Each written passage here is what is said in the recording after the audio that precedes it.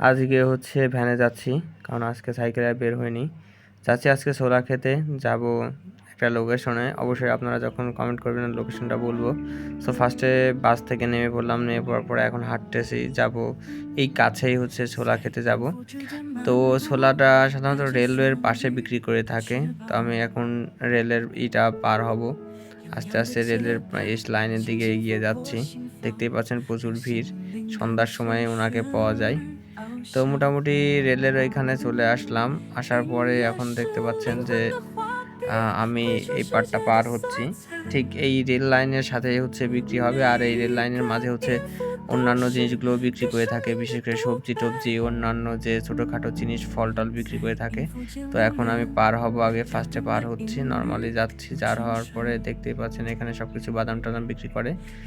হাঁটতে হাঁটতে যাচ্ছি, যাওয়ার পরে যে এখন দেখুন ঠিক ওইখানে যে ছাতা নিচে ওইখানে হচ্ছে ছোলাটা বিক্রি করে থাকে। তো যাবো, যে দেখি ছোলাটা, চেয়ে দেখি কি অবস্থা দাঁড়ায়। তো এখানে যাওয়ার পরে হচ্ছে এখান থেকে ছোলা নিব। ছোলা ওনার কাছে যাওয়ার পরে উনি হচ্ছে ছোলা রেডি করে দিচ্ছে। এই ছোলার সঙ্গে কিছু জিনিসগুলো রয়েছে এবং এখানে মোটামুটি যথেষ্ট বিখ্যাত। এবং উনি প্রায় বলবো যে 2 গামলা, অর্থাৎ প্রায় প্রায় 50 কেজি হবে। সে প্রায় 50 কেজি মনে করেন ছোলা একদম বিক্রি করে ফেলে।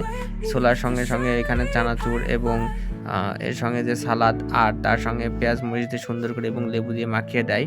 তো দেখতেই পাচ্ছেন এই হচ্ছে মোটামুটি অবস্থা।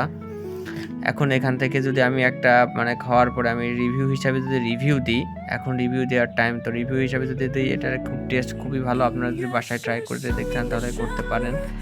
আর যদি লোকেশনটা যাতে অবশ্যই আমি কমেন্ট করবো, যেহেতু আমি একা একা খাচ্ছি তাই আর লোকেশনটা বলছি না। নর্মালি যদি সবাইকে দিয়ে খেতাম অবশ্যই লোকেশনটা বলতাম। যাই হোক, এই হচ্ছে মোটামুটি ছিল আজকের ভিডিও। ধন্যবাদ সবাইকে। আসসালামু আলাইকুম।